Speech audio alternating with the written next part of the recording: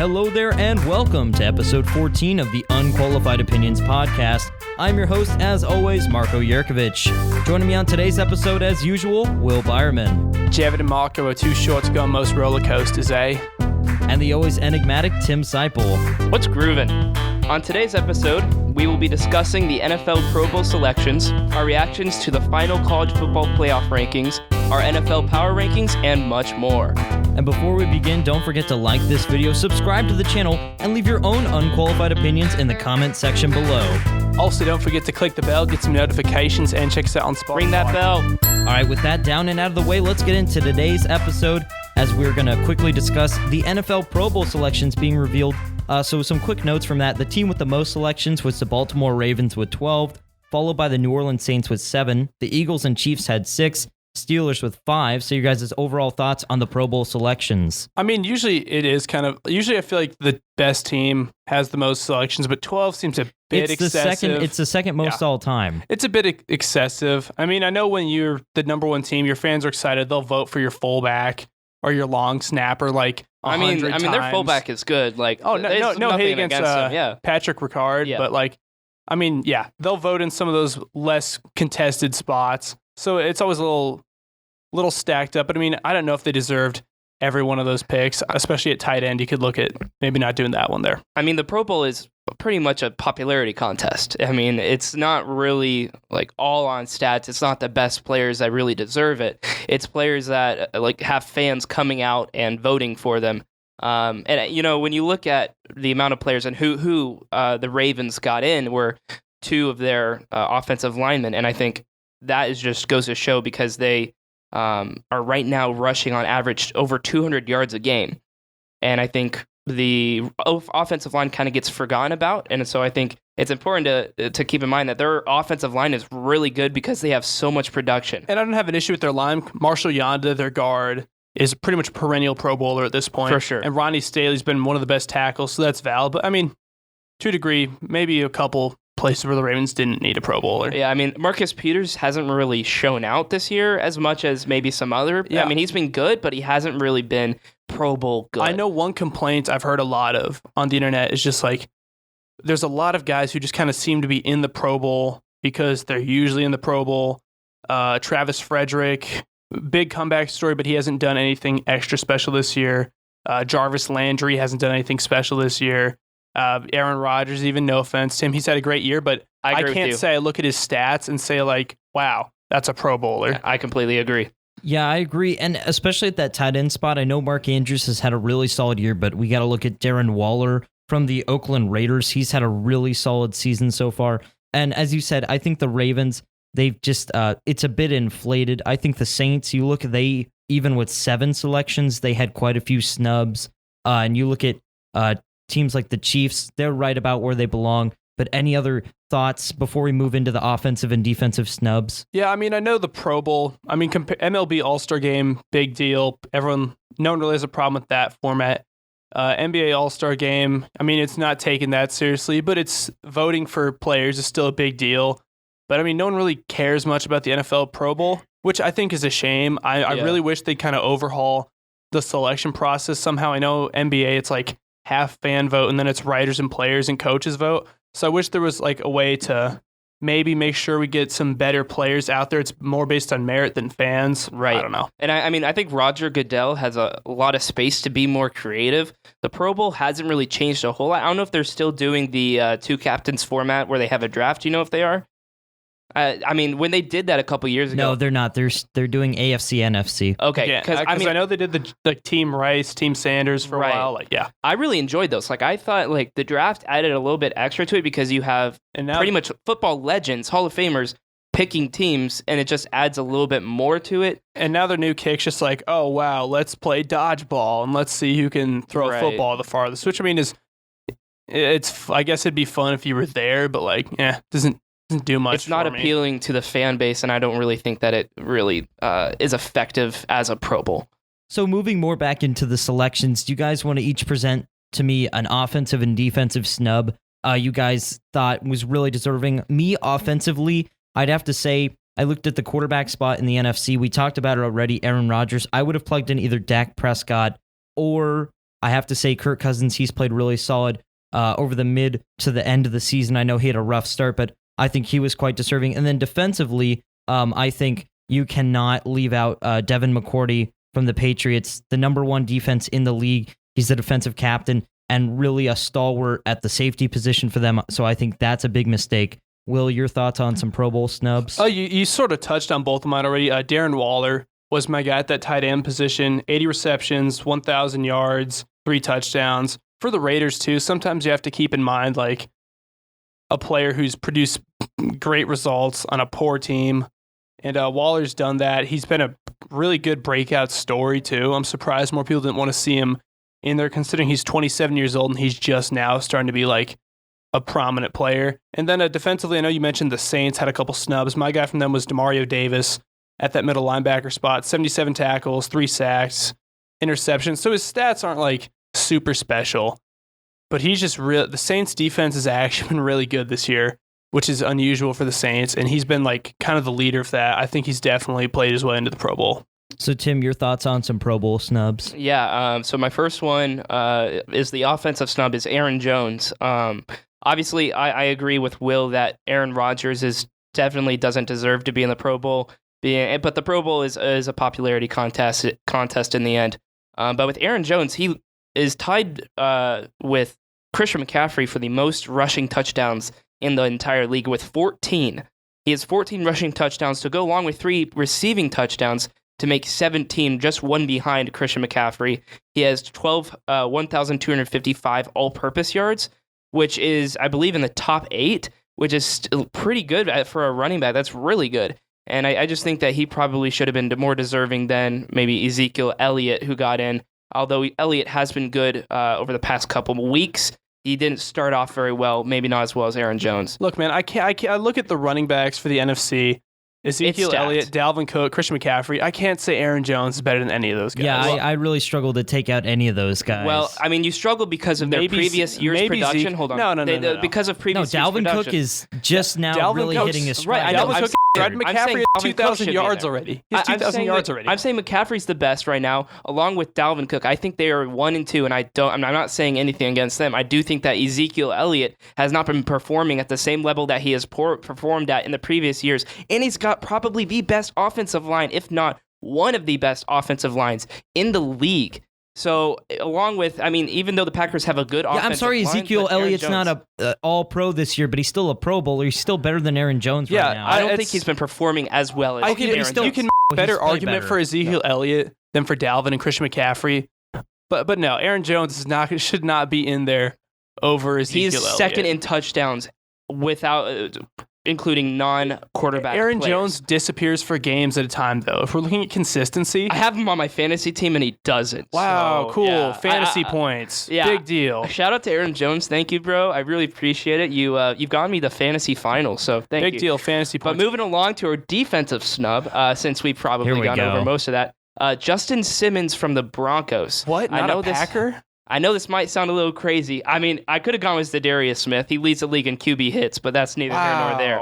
But Justin Simmons has allowed a 29.5 passer rating when targeted. He's a safety, right? He's a safety. You're really telling me that Justin Simmons has played better than Devin McCourty? He has a better conference. He has a better. They're different conferences, dude. That's both AFC. It's both AFC. That's my bad. It's a number 1 defense, 5 interceptions, and a 26% completion percentage against him. He has to face the Chiefs twice. Hey, dude. They have to face the Bills. They have to face the Bills. That's games out of the whole schedule, I'm talking Tim. about it's a little bit more difficult to hold McCourty has to face Josh Rosen or Ryan Fitzpatrick. That's pretty terrifying, dude. I bet that Sam Darnold seeing ghosts. The Jets are always taking off. Dude, Darnold's for sure.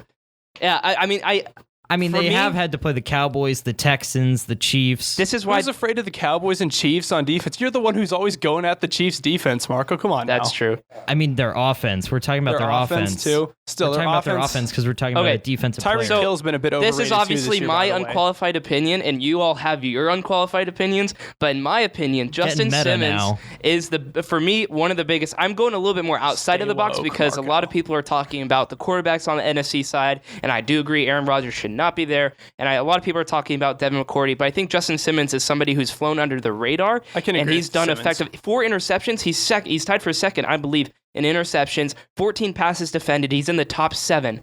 just overall, which is fantastic. He's done a great job, and he just hasn't gotten the recognition. There also is something to be said for the fact, to back Tim up a bit here. And that, wow, that's a surprise. McCourty, he is playing on a defense that Paul, gives him a lot more help and see if than that's Broncos. the first time Will's backed me Shut up. the up, Tim. This is the last time I'll help you out. Fired at my location. But no, McCourty, he's on a defense with a lot more talent and a lot more star power and a better secondary than the Broncos. Simmons, there's Chris Heires Jr., but he's been kind of in and out. So the Broncos have a lot less to work with. Simmons has a lot less help. So I kind of agree with Tim on that one.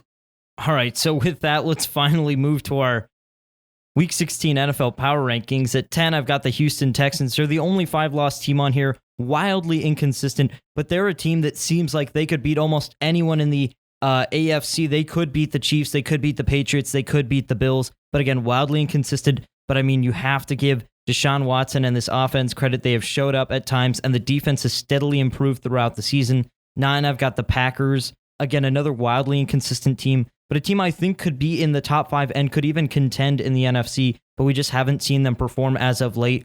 The Buffalo Bills, the defense is carrying them completely. There's a complete lack of offense, but overall, it's going to be a big test this week against our number 7 on the list, New England, who is another team just like Green Bay, who has not performed up to par, up to standard, but they still have time to change things up. They've already clinched a playoff spot, so Bill and Tom have time to figure things out up in Foxborough. 6, I've got the Vikings, who are a team that definitely have some of the most talent in the league, but just haven't performed at times, but overall have gotten steadily better. They absolutely demolished the Chargers last week, and they have a big test against the Packers on Monday Night Football coming up.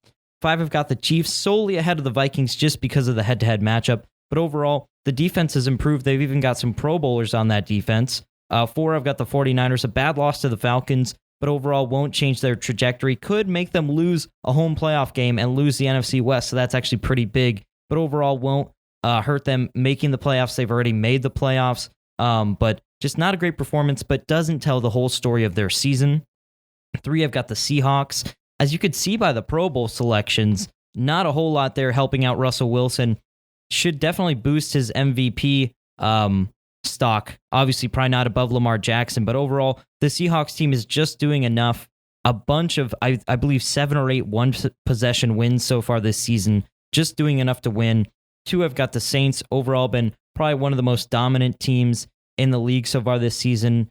Just completely demolished a pretty solid Colts team on Monday Night Football and really took the reins in the NFC as the leading contender at 1. We've got the team that's been number 1 in the power rankings for, I believe, the past 6 or 7 weeks. The Baltimore Ravens, head and shoulders above the rest of the teams in the NFL, as you can see by the Pro Bowl selections and by week-to-week results in the NFL, just by scores and stats. Overall, number 1, Baltimore Ravens. Yeah, I think for the most part, I like this power ranking. I think the Green Bay Packers are in a good spot. I'm going to bring them up because they're my team. But when I look at the Bills, I don't really know if the Green Bay Packers would beat the Bills. Honestly, because of the Bills' defense and how they've been doing, I believe they're second in defense. I just don't see how the way right now the Packers are performing, I don't see them doing much. A big thing for me is the Seahawks. They have been scraping by in 10 of their wins. So 10 of their 11 wins have been one possession. Right. The other way to take that is that it shows they can close out those close games. Sure, they can close it out, but I mean, they beat the Panthers by 6. They beat the Bucks by 6. I mean, they're not really beating good teams, or not great teams by a lot. And it's kind of similar to the Packers. I mean, they're beating teams, but they should be beating the Redskins by a lot more than what they did. And I mean, this reminds me of like kind of your classic Antonio Brown, Roethlisberger Steelers, where they just play down to, if the team's really good, they'll go out and beat your top ranked team. But if it's like your 25th ranked team, they'll play to their level all game. So the Seahawks, little confusing in that department. I'd like to talk about the Saints quick because Drew Brees. Unbelievable. Oh, yeah. I mean, yeah, that's something we haven't touched on yet. All-time passing yards leader, ridiculous. Or passing touchdowns leader in the regular season, and most accurate game for a quarterback ever with more than 20 throws. Right, with more than 20 throws, yeah. It's ridiculous. I mean, I feel like a lot of the great athletes kind of as we close out the 2010s, a lot of the great athletes of our 2010s to late 2000s, when we were like getting old enough to really start appreciating athletes like your Kobe's and your Peyton Mannings, like a lot of them, we missed their peak years. And so it's nice to be able to look at that in perspective when we take a look at like Tom Brady and Drew Brees and Aaron Rodgers and all these guys. So we can just try to appreciate kind of the guys who will be the legends of that generation. It's good that we got to take a look at them kind of in their prime. And we should be thankful for that. To look at some of your other teams in the rankings, Marco, I do like Tim's Bills hot take. That defense has been awesome. Texans just frustrate me so much. Marco said it. He got it exactly right. They could lose to any team. They could beat any team. Mm-hmm. You could almost. I mean, I remember when the Ravens last won the Super Bowl, they won because Joe Flacco went absolutely berserk. Right. And Deshaun Watson is better than Flacco, but Easily. he'd need to match. I think he'd need to reach that level of production to get the Texans to a Super Bowl. They're just not consistent enough. Yeah. To really beat top teams, I think, Again, so much in a row. Like, they'll need like one of those legendary playoff runs from Watson if they're going to make the Super Bowl. right, and I think that's similar to like with the Eagles. I mean, 2 years ago with Philadelphia. yeah, exactly. So I think it's similar with the Eagles, where I mean they're going to need some kind of miraculous run because at this point we just haven't seen much production out of them throughout the season. Yeah, and to go back on that Drew Brees point, he's been so consistent throughout his entire career, but he has not won a Super Bowl this decade, yet he has stayed due to his record breaking and the regular season success he's able to achieve with a lot of his teams, regardless of how good the defense is. He's gotten lucky this year. A really solid defense could go real far in the playoffs. He is kept in the public consciousness just because of his individual accomplishments and how good of a player he really is. I'd argue, though, he's extremely underrated. If you look at the all-time perspective, he has the records. He has all the records. But he's really kind of kept out of like, and I'm not saying he's better than Brady, better than Manning. I think he is better than Rodgers. Sorry, Tim. I think right now, definitely. But like, you rarely hear Brees' name brought up when we're talking about like the 10 greatest of all time. And I think that's a shame because he definitely has the records. That might be something to get into here over the next few weeks. Maybe after the end of the NFL season, we'll get into some all-time rankings when things slow down football-wise.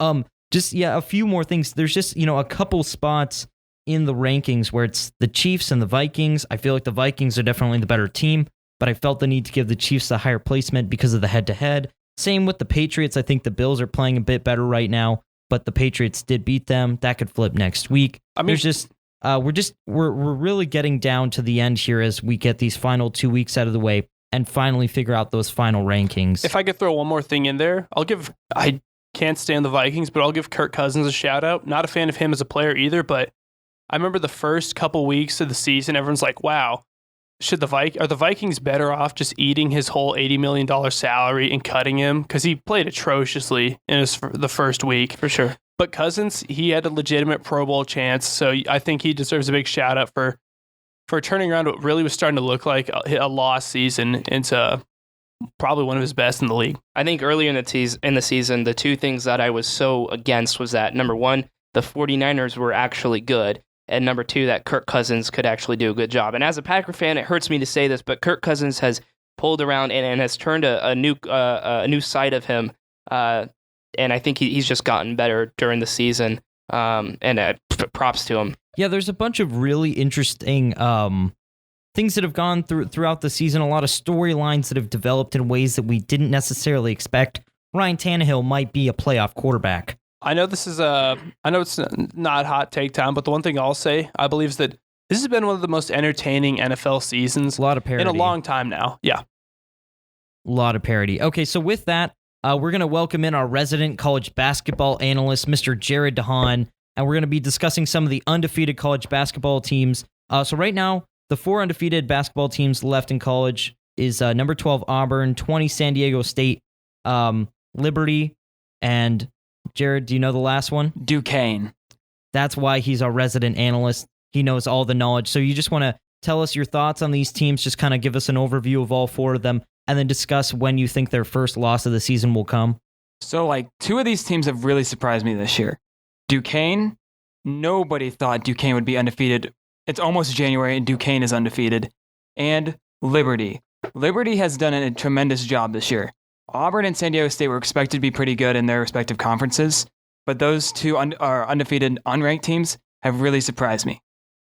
So how about you're perceiving? Let's look ahead. Let's look into your crystal ball. When are the first losses? Your projected first losses of the season for each of these teams? So first off, I'm going to start with Duquesne. Now, Duquesne has not really played anybody. I mean, they've beat Princeton by 27. They barely scraped out a win against Indiana State. I think Duquesne loses this Sunday against UAB. UAB is 6-4. They had one bad loss against Utah Valley, and they lost to Memphis, Texas, and Kentucky by less than 11 points. So I think this Sunday, Duquesne will no longer be undefeated and will lose to UAB. All right, so who's the next team on your list here? Liberty. Liberty just won at Vanderbilt by 5. Liberty has looked great this season, but now this Sunday, or next Sunday, they have to go play LSU. LSU is 7-2 and have looked really good this year. If you look at Liberty's conference, the next best team is 7-6.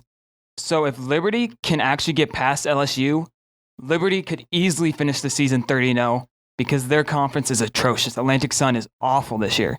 So if they get past LSU, they have the best chance of going undefeated this year. Okay, so then who's your third team you've got here that's going to lose their first game of the season? I have Auburn and San Diego State losing on the exact same day. I have both of them losing on January 4th. I have Auburn losing at Mississippi State. Mississippi State has looked great this year. Ben Howland has done a tremendous job with the Bulldogs. And I have San Diego State losing at Utah State. Utah State was ranked to start the season. They're predicted to win the Mountain West. I think San Diego State will lose to Utah State to no longer be undefeated. So then, will you kind of discuss that? Do you think Liberty is the team with the best chance of going undefeated?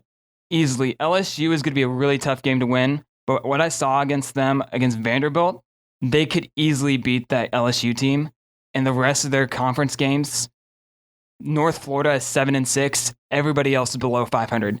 So maybe their road game at North Florida might be the only chance in conference that they will lose.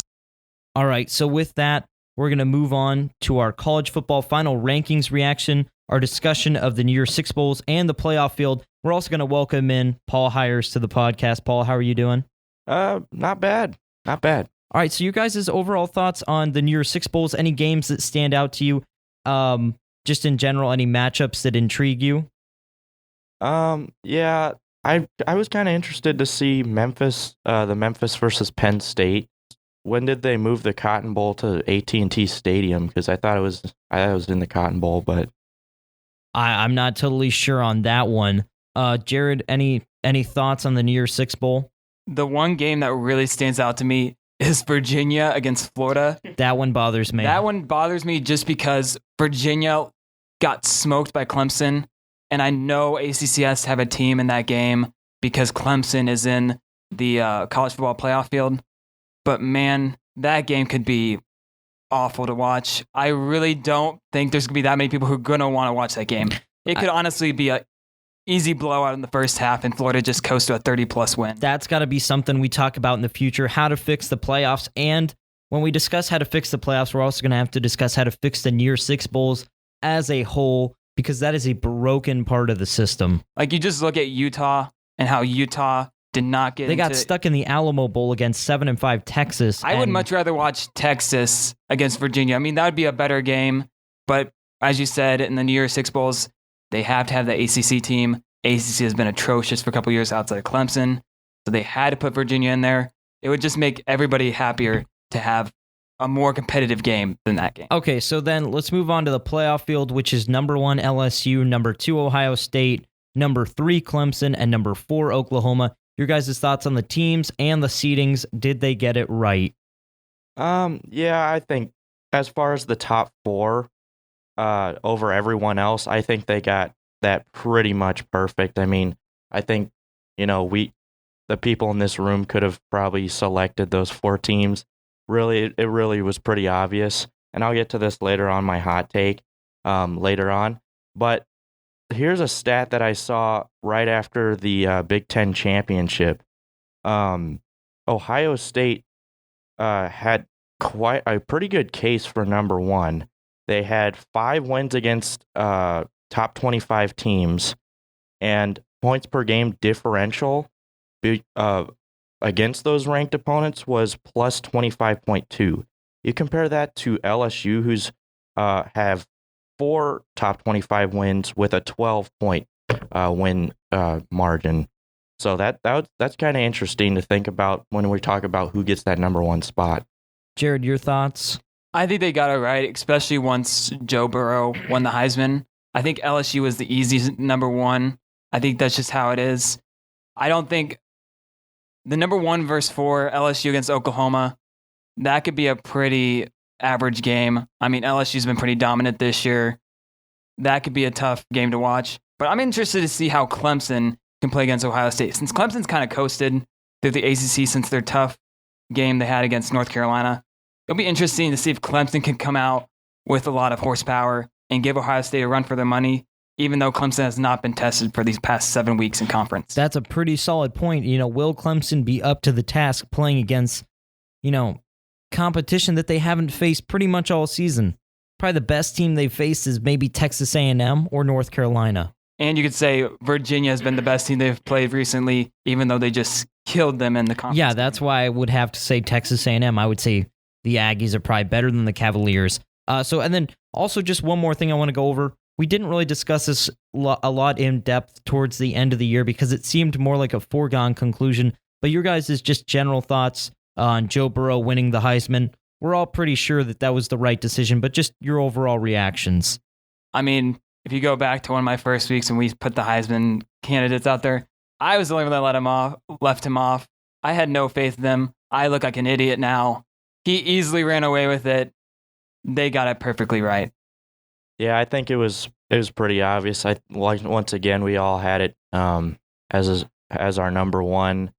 And I mean, this is the third time I've said it now. It was his Heisman to lose. And I think that dominant victory over Georgia really just proved that he's the best player in college football this season. All right, so with that, we're going to welcome Will and Tim back onto the podcast. And it's time for everyone's favorite mini segment of the podcast, Just the Numbers with Paul Heires. All right, how's it going? So first we'll go through the standings again. Marco at still in last, 37-31. I really thought I was going to catch Jared last week. Speaking of Jared, 40-28. He won 2 NFL games last week. Yeah, I went against you guys in all of them, and we at least all tied, but I got those 2 wins. Kudos to you, Jared. USA, USA, USA. Tim ahead of those 2 in third with 37-19 record. I'm in second with 46-22 record. Will up at the top, 43-20. We all went 3-2 last week, so as lopsided as the picks were, Jared kind of got the better end of the deal there. Tim has gone 30-10 in the last 8 weeks. Will has gone 21-4 in the last 5 weeks. Clean sweeps are 21-6 overall. 78% there. Yeah, as I mentioned, everyone last week picked the same exact teams for all 5 matchups. Hashtag except for Jared. Yep. Except for Jared. And one last stat I want Get it trending on Twitter. Tweet us at except for Jared when we have a Twitter sometime. Maybe. One last stat I want to go over here is there are times in this pick'ems where one of us is the only one to pick a team and everyone else picks the other team. Will has never done that. Jared, on the other hand, has done that 9 times and is 3-6 in those 9 times. Hey, you got to risk it to get the biscuit. So just risk it because you've been in last all year. Well, I at least got 2 of the wins last week, so. All right, with that, let's get this train back on the rails. Let's move on into the pick'ems. The first one of the week, the Buffalo Bills at the New England Patriots, Saturday 3:30 on the NFL Network. Tim, who do you have in that matchup? So I'm going to go with the upset. I just haven't seen the Patriots close out against good teams. Except for the Bills once. Well, I mean, that was early in the season, and the Bills weren't exactly where they were at now. And obviously, it's in Foxborough, so it's a little bit of a surprise, but I do think that the Bills have a really good shot at this. And if I'm going to catch Will, I better pick a team that's not what he's picking. So I think this is probably one of the best chance for an upset this week. And I mean, the Bills going to take it. All right, Paul, who do you have in this one? yeah, I'm gonna go with you on that one. I got the Bills in this one. So the Patriots won by 6 earlier this season in that matchup, but once again, we mentioned the teams are both different. The Bills in the last 5 games have gone 4-1, with the exception of that 7-point loss to the Ravens. And once again, the Patriots played the Ravens, lost by 17. Just gonna throw that out there. Also, the Patriots are 3-3 in their last 6 games. So I just think the Bills are gonna their defense versus the Patriots' struggling offense is gonna win this game. All right, Jared, who do you have in this one? I'm going to have to go with the Patriots. I mean, ESPN's giving them an 81% chance to win. I think Tom Brady's actually going to come out and play really well. I think he's going to show everybody that even though he's not a Pro Bowler this year, I think he's going to come out and have a pretty good get. False. I think New England's going to win. No. Will? First of all, I'd like to say it's really hard for me to get some of these like all by myself picks just because I've been so consistently in the middle of all our pick'ems. It's hard to kind of be that much more creative, I'd say. And but I think I'll have to agree with Jared here, which really hurts me. I love the Bills, love Josh Allen, but Tom Brady really does care about respect a lot. I'd say I think that's definitely one of his prime motivators. He came into the league as 199th pick.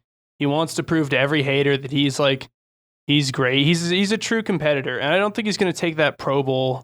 I think he's going to think it's a snub. I don't think he'll take it well. I think he's going to go off this week. Interesting point. He does find extrinsic motivation in the strangest of places. You know what? They beat them once already this season, and the Patriots know how to prepare. They're playing at home. I have to go with Bill, Tom, and the Patriots on this one. What a surprise. I didn't know you're on first name basis with them now. I am. It's pretty cool. Do you like the Patriots or something? So next up, we have number 5 Ohio State against number 6 Kentucky in the Las Vegas CBS Sports Classic, Saturday at 4:15 on CBS. Tim, who do you have in this one? I think Ohio State takes this one. I think the key to this one is Caleb Wesson, 14.3 points per game, along with 9.1 rebounds, and he's shooting 46.5% from the field. As long as they get him going on the offensive end and on the defensive end with rebounding, I think they're going to take it. All right, Paul, who do you have in this one? Yeah, the big one for me in this one, with both teams with one loss, is the one loss for Ohio State is on the road against Minnesota, and this was pretty much their first true road game. I know they played in the Big Ten ACC Challenge against North Carolina, but they've fallen off quickly since the beginning of the season, and I think they're really gonna. I mean, it's in Las Vegas, so it's not really a home game for either team. I think Ohio State takes it. All right, Jared, who do you have in this one? I'm going to go with Kentucky in this game. So why am I going with Kentucky? Why are you, Jared? I think Ashton Hagans is the key to this game. Ashton's been averaging 13.5 points, 4 rebounds, 7 assists a game. I think if he gets to those numbers, I think Kentucky beats Ohio State. All right, Will, who do you have in this matchup? A little tricky for me. When it comes to March, I do pay a lot of attention to college basketball. And since I like the NBA so much, I try to pay attention to top prospects and even some sleeper prospects. But I mean, Ohio State and Kentucky, I'll take Ohio State. I know Kentucky, I can't remember his last name, but they have a Bucknell transfer, Nick something, and he's 6'9", tallest player on their team, and he's out. I know Wesson he's a big dude. Ohio State's got some bigger guys. I think that they can control the inside against Kentucky. Kentucky's a little too reliant on the 3-ball for my likings, and Hagans, who Jared shouted out, is a little too inconsistent. Okay, so Ohio State is number 1 in the college basketball net rankings. And I also would just love to see Jared once again pick against everyone else, because that went so well for him last week, actually. So I'm going to have to do that. I'm going to pick Ohio State. Next up, our first bowl game pick'em of the year. Number 19, Boise State against Washington in the Las Vegas Bowl on Saturday, 6:30 p.m. on ABC. Tim, who do you have in that one? Washington is going to come into this game mad, and they're going to be coming in with some passion. And I truly believe that Washington Huskies are going to take it against the Boise State Broncos in an upset. And so I got to do something to get ahead of Will. All right, Paul, who do you have in the Chris Peterson Bowl? Yeah, see, I got to go the other direction. I don't think Washington's going to be mad, really. They just lost their coach. And if you look at their last few games of the season, a close loss to Oregon, a close loss to Utah, a close win against Oregon State, and then they lost to Colorado. We all know how that feels. And then when it comes down to the bowl game, they haven't won a bowl game since 2015 in the Heart of Dallas Bowl against Southern Miss. And then Boise State, on the other hand, they're going to be mad that they got left out of the Power 5 representative of the New Year's Six Bowl. They're going to be mad. I think Boise State takes it. All right, Jared, who do you have in this bowl matchup? I think this is going to be Boise State hands down. I have a lot of faith in this Boise State team. They've looked great all year. As we said, this year was kind of Washington's down year. They've been on a little bit of a downhill spiral since they were in the college football playoff a couple years ago. I think the Broncos take it easy. All right, Will, what's your pick in this one? First, Tim's always talking about beating me, catching me. You're not even past Paul yet, Tim. Show some respect to my man over there in second place. At least I take risks, and I'm not 0 for 0 when choosing alone. First place, baby. Nothing you can say to that. You're But right. to get to Washington being mad, it doesn't scare me. No Pac-12 team being angry scares me. Boise State has had 3 quarterbacks this year, and they're a one-loss team. I believe they have Hank Bachmeier, a true freshman. He's kind of been their best guy. I believe he's back. And they have Curtis Weaver, who's probably going to be in the first 2 rounds of the NFL draft. I think Boise State has more talent. I think that they're a better coach team. And the other thing, too, is Boise State should really be the one who's mad here. They have 1 loss, and they're not in the New Year's Six Bowl. They're not in the Pro Bowl, or not the Pro Bowl. They're not in the playoff conversation at all. Boise State has every right to be angry here. I think they run away with this one. Yeah, I'm going to have to go with Boise State as well. They're 1 loss in the season, coming to a 7-win team in a 1-possession game when their starting quarterback was out injured. So I think Boise State, if they would have gone undefeated, which they likely would have if Hank Bachmeier would have been injured in that game, they would have been the Group of 5 representative in the New Year's Six Bowl. So like you said, that's some motivation. Washington, they're in a bit of a disorganized state as they're transferring head coaches. Their DC Blake is now taking over for Peterson. So that's a bit disjointed. He's trying to, get recruits going. So I'm going to have to go with Boise State on this one. They've Also, got it side put note, together. personally, I really hate how all the coaches and players who are either going to a new school or joining the draft decide to wait or do it right before the bowl game. Just play the one more game. Coach your team one more game. Come on. Well, that's a discussion to get into for another day. With that, let's move into our NFL pick'ems. Los Angeles Rams at the San Francisco 49ers Saturday, 7:15 p.m. on the NFL Network. Tim, who do you have in that matchup? The Los Angeles Rams looked horrible last week, and they looked like they got back to their old self after the Seahawks game against the Dallas Cowboys. I just don't see the Rams doing a whole lot, especially in the offensive end, because of how they've performed against teams that maybe have a little bit tougher defenses. And I think the San Francisco 49ers defense is going to hold up stoutly, and the offense is going to do just enough. So I'm going to go with the 49ers. All right, Paul, who do you have in this matchup? Well, the last 2 games for both these teams makes this game almost completely unpredictable. I mean, you talk about the Rams beating Seattle and then getting blown out by Dallas, and then the 49ers winning that huge game against the Saints and then losing to the Falcons of all teams. It's so hard to pick this game just because of those 4 matchups. But at the end of the day, I got to go with the 49ers just because of their consistency, and I think this will knock the Rams officially out of the playoffs. All right, Jared, who do you have in this one? I mean, last week I was the only person who went against the Rams and picked the Cowboys, and Cowboys destroyed them. This week, I think Rams are going to get destroyed again. I think Garoppolo is going to have a great game. I think San Francisco wins this. Yeah, you made everyone very confident in their picks now, Jared. Oh, goodness. You know what? I know you have been trying to bait me into doing this by throwing your you've never picked a team that everyone else thinks is Keep going it to... professional, Will. Shut the up, Tim. Are you kidding me? No, I'll take the Rams. You've got me good and mad, and I'll take the Rams because I know even if I pick the Rams and they lose, I'll be just fine. And you know what? Why not take the Rams? The Niners are in a weird tailspin. the Rams are about as up and down as any team has been lately. I think Sean McVay can outcoach Shanahan. That's my personal take. And I think the Rams have the tools to get it done if they can pull it together. It's going to be a random one, but the NFL has been random this year. I'll take the Rams. Wow, Will, you're really sounding like Howard Beale's character in Network. I'm mad as hell and I'm not going to take it anymore. Stop using that quote, John. Shout out to superfan John S. for that quote. So yeah, I'm going to have to go with the rest of the field on this one, pick the 49ers. They just seem like the overall better team. Maybe a few weeks ago I would have picked the Rams, but it was a terrible performance against the Cowboys, who have been abysmal. So very unconfidently, I'm going to pick the 49ers. So now our final pick'em of the week, the Green Bay Packers at the Minnesota Vikings, Monday, 7:15 on ESPN. Tim, we know who you're going to pick. Yeah, just like you picked the Patriots in the beginning, I'm going to have to go with the Packers. I honestly think that this game is going to be really close, and the only thing that's making me pick the Packers is my allegiance to the Packers. And so I'm going to have to go with the Packers because I think that we might be able to turn things around. I'm very unsure, but what I do want to say is, Will, you better pick the Vikings and try to actually lose your first place position. All right, Paul, who do you have in this one?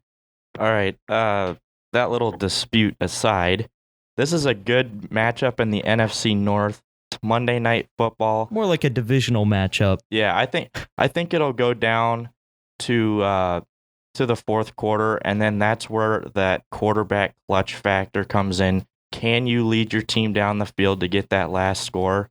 Aaron Rodgers, we've seen it numerous times. Kirk Cousins, I don't know, not so much. I got to go with the Packers. All right, Jared, who do you have in this one? I'm going to go with Packers as well. I don't really have a reason for it. I just don't have faith in Kirk Cousins this week. I think Rodgers is going to show us exactly why he was a Pro Bowl pick. I'm going to go with Packers. All right, Will, who do you have in this matchup? You know what, Tim? Do it. I'll take the Packers. Oh my God. Kirk Cousins, I don't think he's won a single primetime game. He's had issues in those situations. So, I mean, half of this is I really do think the Packers are going to be the team that comes out on top of this. The other half is a spite. And this really has been our most petty, aggressive episode ever. All right, so a spiteful Packers pick from Will Byerman, and of course, the Dahan curse dragging it along as well. That means I have to go with the Vikings. I know Kirk Cousins has yet to win in primetime, but there's a first for almost everything. So I have to go with the Vikings. I think they honestly have the better talent. I don't know about coaching. They definitely don't have the better quarterback, at least if you look at it overall, not necessarily looking at their performance so far this season, but Aaron Rodgers could outperform Kirk Cousins. But you know what? I think the rest of the team could carry Cousins to the win. I'm going to go with the Vikings. So that's it for the pick'ems for this week. But before we go, we've got a hot take from Paul Heires. So my hot take is I think it'll be another 10 years before the College Football Playoff Committee expands the playoffs more than 4 teams. Hot take alert. Will, your thoughts? I agree. Because the NCAA does not do a good job of hearing what fans and coaches and players want and taking quick action on it. I think there was about 1 year. I think the first year we had a playoff, everyone was like, "Oh, this is awesome," and then like the very next year, everyone's like, "Wow, this is still way too small."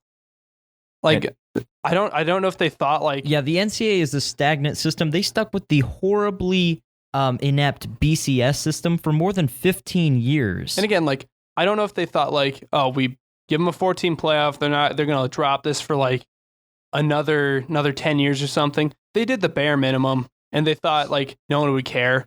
But as we've seen teams like Central Florida and Boise State and Memphis, I'll throw Memphis in there, but I mean, traditionally Boise State's kind of been that number one non-Power 5 team.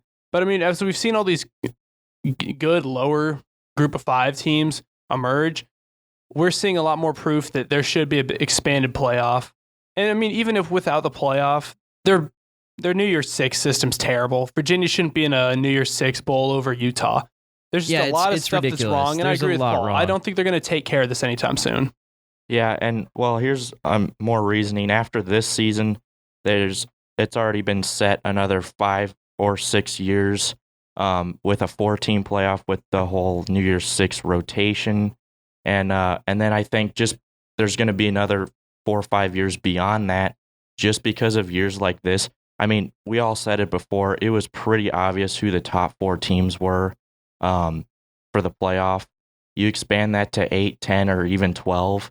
I mean, there's controversy, right? Who gets in, who gets out? There's a lot of close teams in those next 4 teams. Yeah, it's just like if you think about it, like between 5 and like 15 for me, there is not much gap separating those teams. So like if you did increase it to a big or a larger amount of teams, it would just make college football that much more entertaining. Just trying to see which teams will get in. Yeah, and there's multiple ways to go about this. I mean, you could do a 6-team, 8-team, 12-team. Yeah, I think anything after 12 gets a bit crazy. But I think any of those numbers of expansions could be realistic. But as you said, Paul, I don't think that's a terrible take at all. That I think the NCAA has proven, or the NC2A, as some people call it, has proven to be a quite stagnant organization and just really not willing to change and be flexible with the times. Yeah, I definitely agree with you guys. I definitely think there should be an expansion. I'm just saying there won't be just because of the combination of what's already been set. Like you said, the stagnantness of the NCAA, and just the fact that there's years like this where it's easier to have a 4-team playoff than a controversy with an 8-team playoff. And honestly, I think that's going to happen a couple, 2 or 3 more times in the next 6 years. Okay, so with that is all for episode 14 of the Unqualified Opinions podcast. Thank you so much for joining us. Don't forget to like this video, subscribe to the channel, and leave a comment down below. Again, click the bell to get notified to check us out whenever we get a new video out. Also, don't forget to check us out on Spotify. For Will Byerman, Tim Seipel, Paul Heires, and Mr. Jared DeHaan, I am Marco Yerkovich, and we will see you all next time.